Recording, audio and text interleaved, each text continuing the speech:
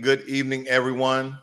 So for tonight's delight is, I'll just let you guys see it for yourself. Hopefully you can read that or you recognize the label. It is a La Cava del Porto Plata. So this evening, we're going to be discussing how it's legal for the government to lie to you, but it's illegal for you to lie to the government. So let's get things first in order. So everybody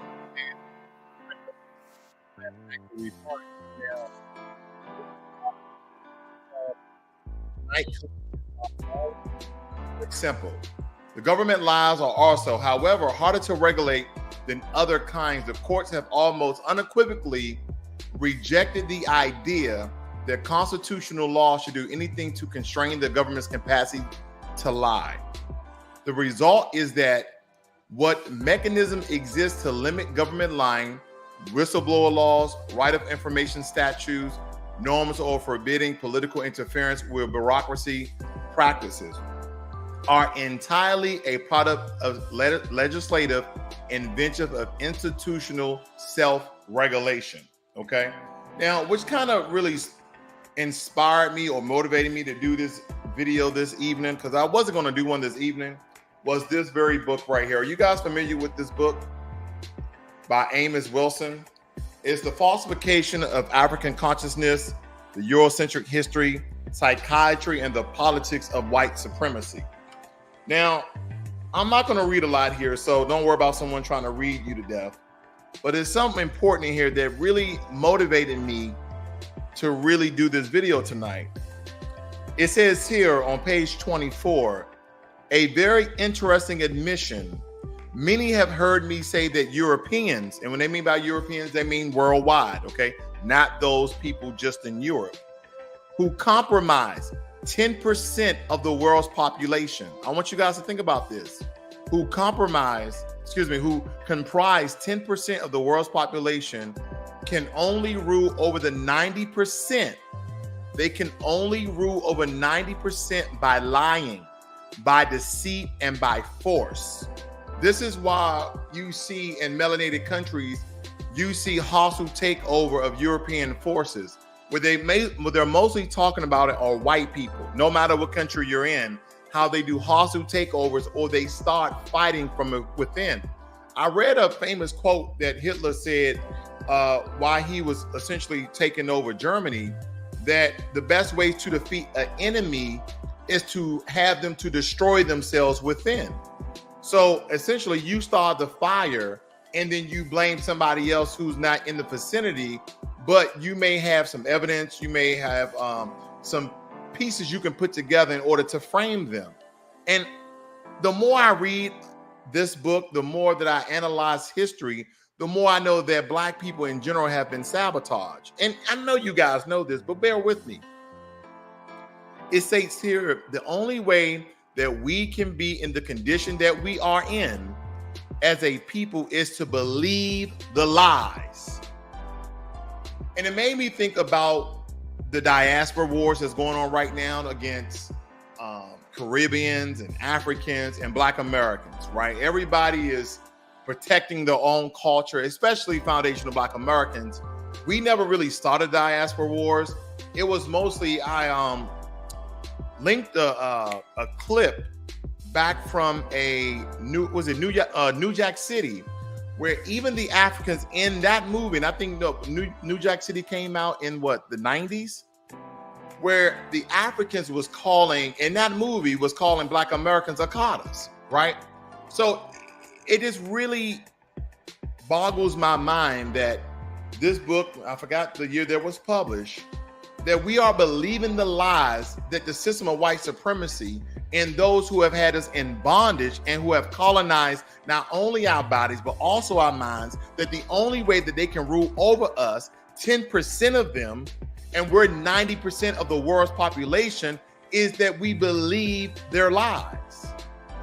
See, when I look at other melanated people from the continent of Africa and as well as the Caribbean, and they believe the lies of white supremacy when they come to America, this makes this book 100% true.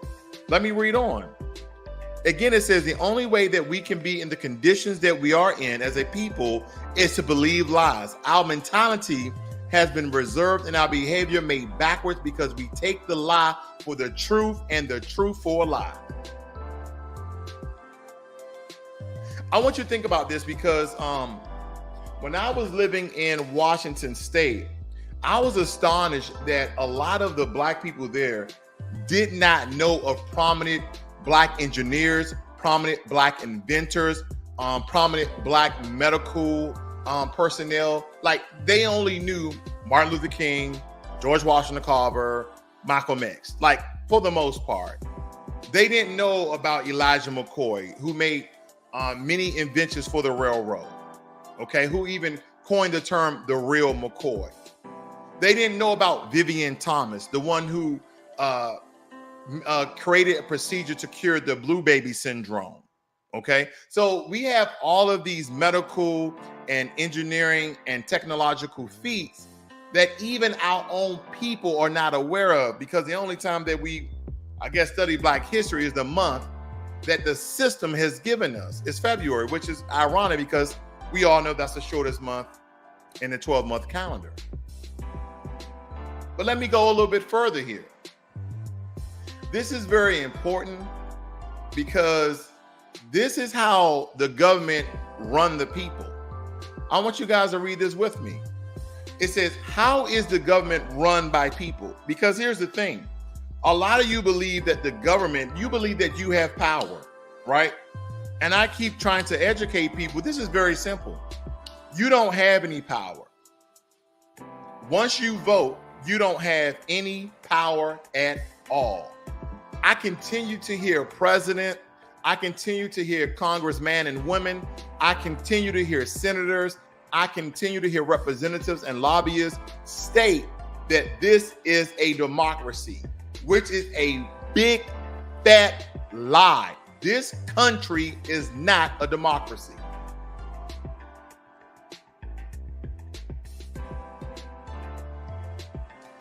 Good evening, Jermaine Anderson, as well as D. General. Nice to see you guys. Oh, it was on the Sugar Hill game. Thank you. Okay, the Sugar Hill. Thank you. That's what Wesley Snipes was on. Okay, thank you. This country is not a democracy, but it states here that a democracy, meaning rule of people, is a system of government in which the citizens exercise power directly or elect representatives from among themselves to form a governing body such as a parliament. It also states that a democracy is sometimes referred to as the rule of the majority.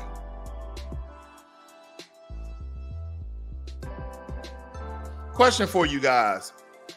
When is the last time that you voted for someone without being influenced by that party? When is the last time you voted for someone because you had the opportunity to sit down with that representative while they was running for office? Or did you get your talking points? Did you get their legislation and policies from whatever news source that you adhere to? When is the last time? When is the last time you went to a town hall and you asked them the hard questions and they actually had answers? When is the time? Because Every politician I've ever heard, doesn't matter which party, they keep continuing to say that this government is a democracy.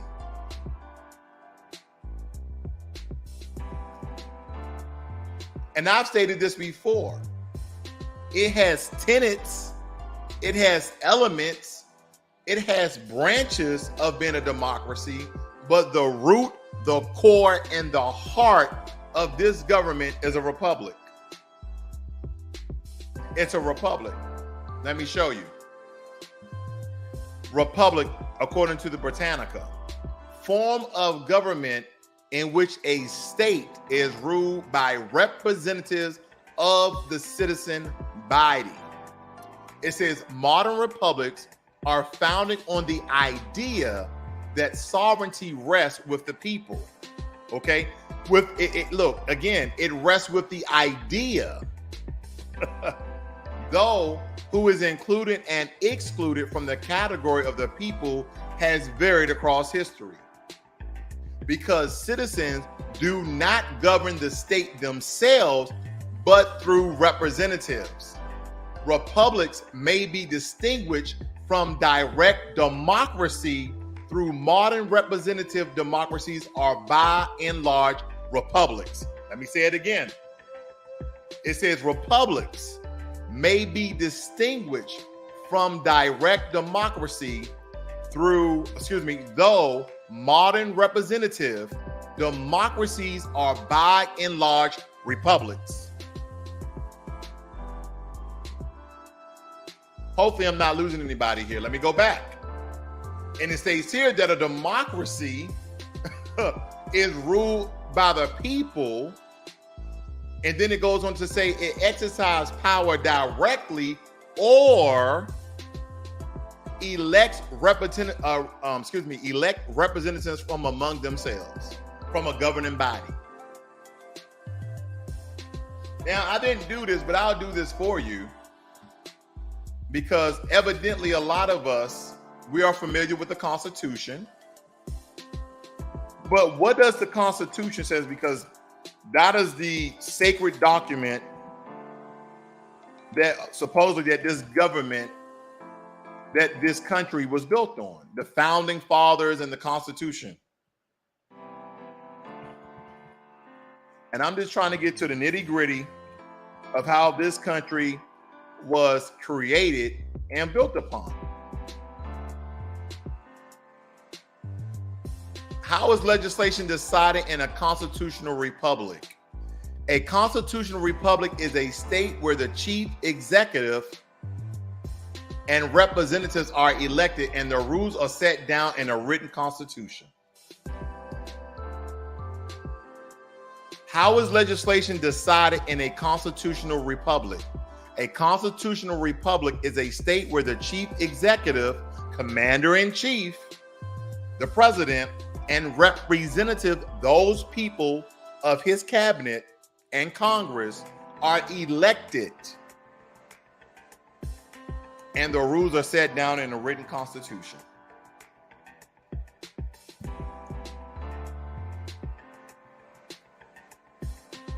Let me go a step further. Let me go a step further. Give me 1 second, family. Bear with me. Because I want you to see it for yourself, because you keep hearing that we live in a democracy.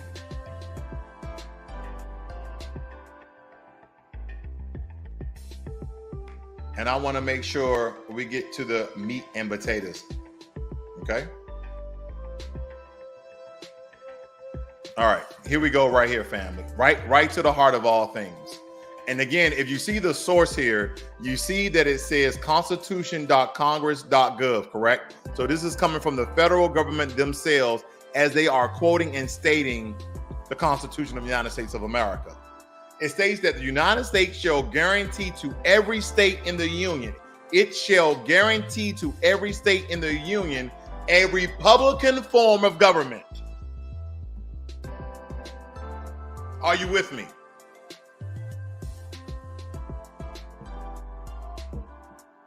Are you guys with me? The United States shall guarantee to every state in the union a Republican form of government and shall protect each of them against invasion and on application of legislature or the executive against domestic violence. So this is coming from the constitution.congress.gov, and they're stating that every state in the union is a Republican form of government. We're going somewhere here, family, because if every state in the union, which constitutes the United States of America, is a Republican form of government, then ask yourself this question. Because we have a lot of powerful voices, we have a lot of powerful people on both sides of the political parties, the two major political parties here in America, the Democrats as well as the Republicans. But ask yourself this question. If every state in the union is a Republican form of government, then why do political figures state that is a democracy? And should the government ever be solely ran by Democrats, or should the government be solely ran by Republicans? Should it ever be to a point where you can elect, you can run the Senate, you can run the House, and you can have the presidency all with one political party, where you only may need 1 or 2 votes from another party? So in this instance, the Democrats are in control and operate the presidency, the Senate, and the House. They have majority. And to pass legislation, they may need 1 or 2 Republicans in order to get things going. So your commander-in-chief, yep, I said it right, your commander-in-chief said a particular statement to a group of people, and no one saw that as alarming. Like, no one read any flags, because when you state that 87% of a particular population, the black community that is, voted for a person, voted for a guy who totally disrespected the entire people, and we overlooked it.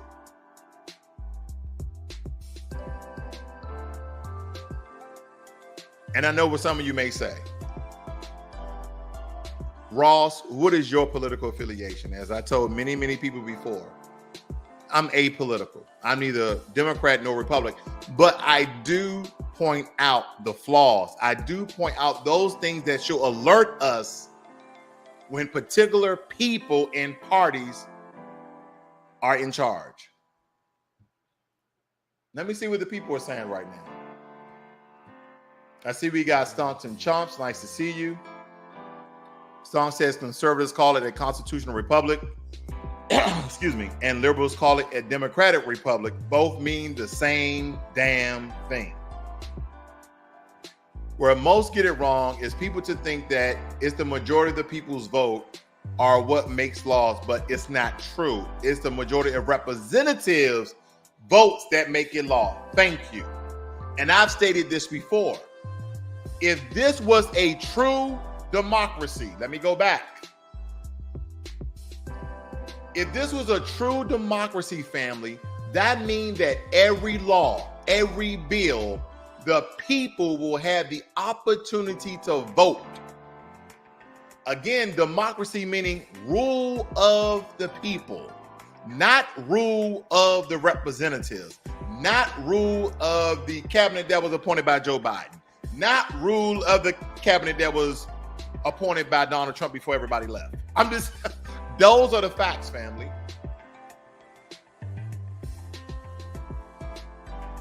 I want you guys to think about something else here. If the police lie on one of their police statements, police reports, of course, that's a form of falsifying documents. Majority of the time that police wrongs a person, treats a person unjustly, abuses a person, kills a person, murder a person, they plant evidence on people. What's the outside of them going to jail, which rarely happens because of qualified immunity, outside of them going to jail, which is 1 in a million, what usually occurs to that police officer? Now that social media is on the forefront of everybody's television and cell phone, at one point in time, these police officers just would get a citation within their police records. Now, the only thing that they destroy people's lives and put people away for 20 and 30 years, the only thing that happened to these police officers, they get fired. They get fired for not doing their job well, but they destroy people's lives. But let me show you something very, very quickly here. But I had this already up, but give me 1 second. Let's see here. Here we go. But when you lie to the government, this is the charges that will come against you. It says, what is lying to the government called? Most commonly, prosecutors use the statute to reach cover-up crimes such as perjury, false declarations, and obstruction of justice and government fraud cases. These are federal crimes that are felonies that will land you in jail and be fined for a very, very long time.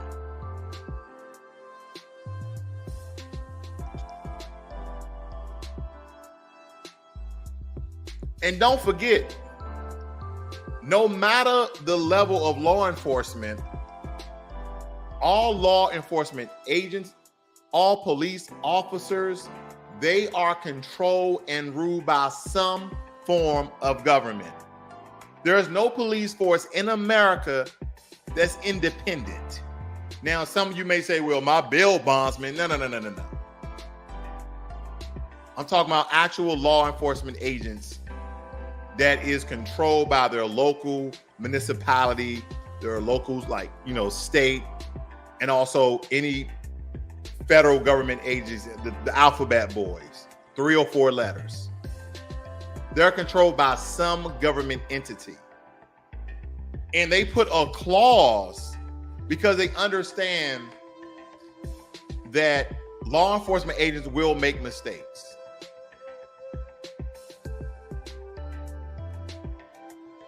Even though their mistakes are more deadlier than you making a mistake or you trying to get off, maybe you stole something out of Walmart and you lied about it, but they got you on videotape. So they get you for theft, they get you for, obstruction of justice or perjury, whatever the cases may be.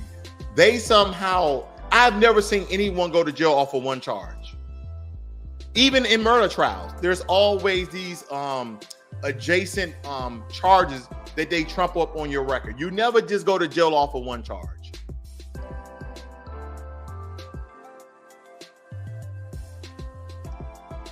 If you were speeding, right? So they got, you was 20 miles per hour, whatever the speed limit. So there you go. You broke the speeding law. And then 2, they would say, public endangerment. They always get you with more than one charge. But what happened to government officials? What happens to law enforcement? They usually step down and they usually just get fired.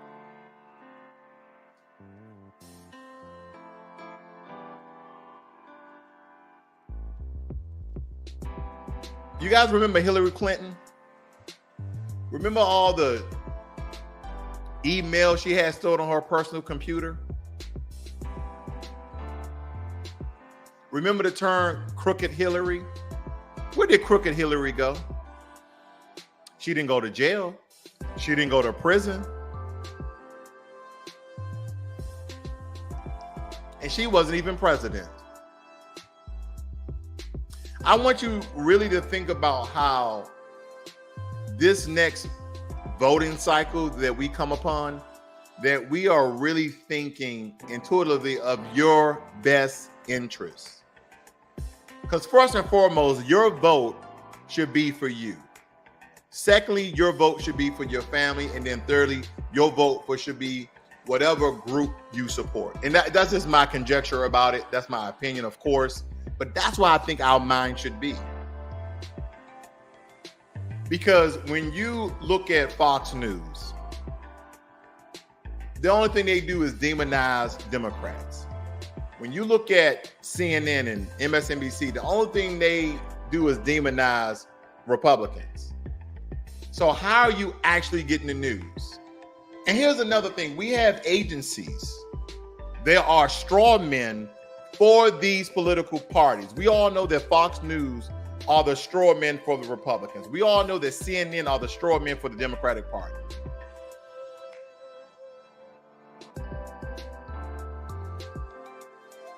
And it amazes me how these private public news medias can get away with propagandizing their information, and they understand how powerful the sector of media is, because if you can grab someone's attention, you can influence them and you can have them to do your bidding.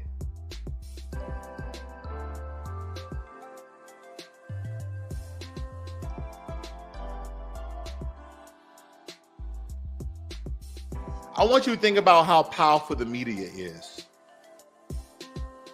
and how it has influenced you year after year of how you should vote and pretty much live your entire life. Conservatives call it a constitutional republic. Okay, we went over that one right there. Where most get it wrong is people think that a majority of people's votes are what makes law, but that's not true.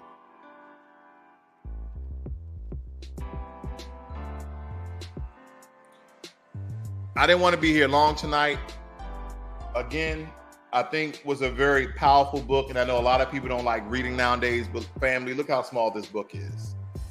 But within this book is very, very powerful information that will, in my opinion, deprogram your mind the way you think about certain things. Because far too long, we have been allowing the government on both sides of the coin to lie to us and get away with it.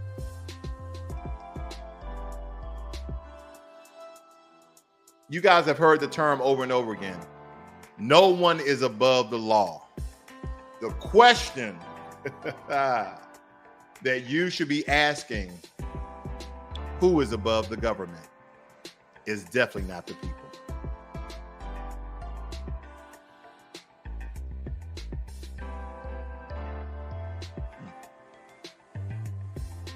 It's amazing. Absolutely amazing.